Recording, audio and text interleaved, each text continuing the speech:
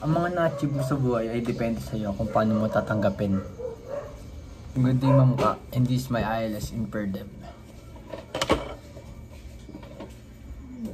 Para sa akin, ang pagpasok sa paaralan ay isang malaking achievement na para sa iyong sarili. Dahil hindi lahat ng tao ay binayaan makapag-aral at matuto na nagmumula sa paaralan. Kaya kung sa inyo man ay ito'y mababa, sa akin ito'y mahalaga at mataas na. Dahil hindi ka makakatungtong sa iyong mga gustong mangyari sa buhay kung hindi ka mag-aaral.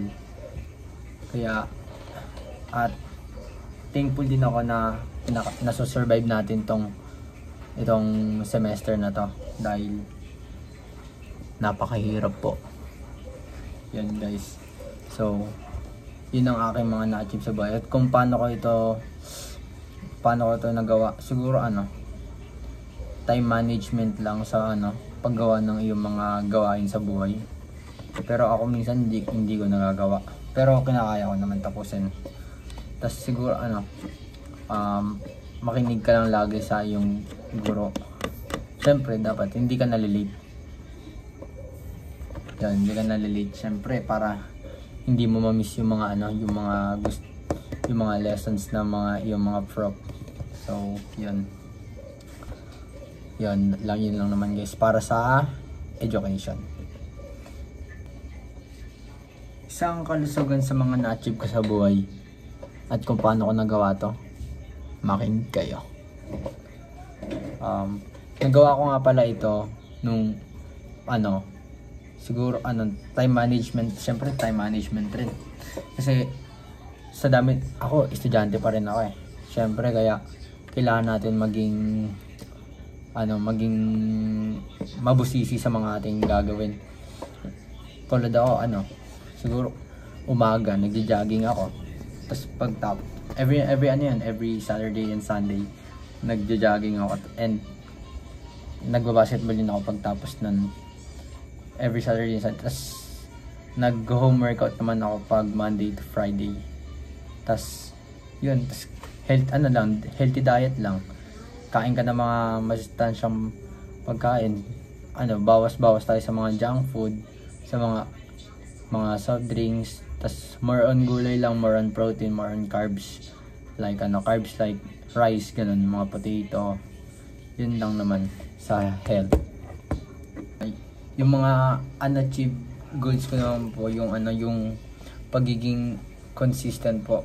Kasi minsan po mas inuuna ko pa po yung mga hindi importanteng bagay kaysa sa mga importanteng bagay. Unahin ko pa po mag-ML bago gumawa, manood ng TV, bago gumawa ng mga homeworks. Kaya dun po ako nahihirapan kontrolin yung sarili ko po na maging consistent po. Parang ayun lang po Tas yung pag may sinabi ako, hindi ko magawa. Kasi nga po, ayun po, hindi po ako consistent sa mga bagay-bagay.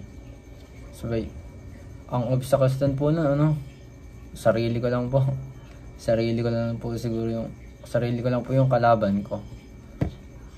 Mas nananaig po sa akin yung pagiging ganun po. Basta po, ayun po, mas nananaig sa akin yung siguro katamaran ba tawag po doon. Basta po ganun, mas nananaig po sa akin. Yun lang naman po sa unachieved goals ko. Siguro po yung pinakamalaking po personal development sa akin. Actually lahat naman po sila po sa akin nag-improve po. Pero siguro po yung pinakamalaking nag-improve po sa akin yung mentally po. Mas nag-matured po ako, mas lumawak po yung pag-iisip ko. Lalo po ngayon nag-senioray pa ako. Tingin ko ang dami ko pong natutunan sa mga bagay-bagay. Kung mas naging observant po ako, mas naging mas observant, Mas naging aware po ako sa mga mga taong nakapaligid ko po, kung ano po yung, kung tama ba itong ginagawa ko, kung mali na, parang yung alam ko na po yung mga consequences kung tama ba, kung gagawin ko ba yung isang bagay na to. Tas yun po, tas naapektuhan siguro po dun yung mga yung emotional ko, kung paano po ako magre-react sa mga paano po ako magre-react sa isang problema. Tas ayun, paano ako magre-react sa mga kaibigan ko, sa mga teachers ko. Tas ayun po, tas sa social din po, mas naging rin po ako, mas dumami po yung mga kakilala ko, siguro mas gumaling po ako makipagkaibigan, makipagkilala. Sa dahil lang po siguro nag-matured na lang din po ako, tas yun lang naman. Tas sa physical, kagaya nga po na sabi ko kanina, nag-exercise ako. Wait lang po. Exercise po ako.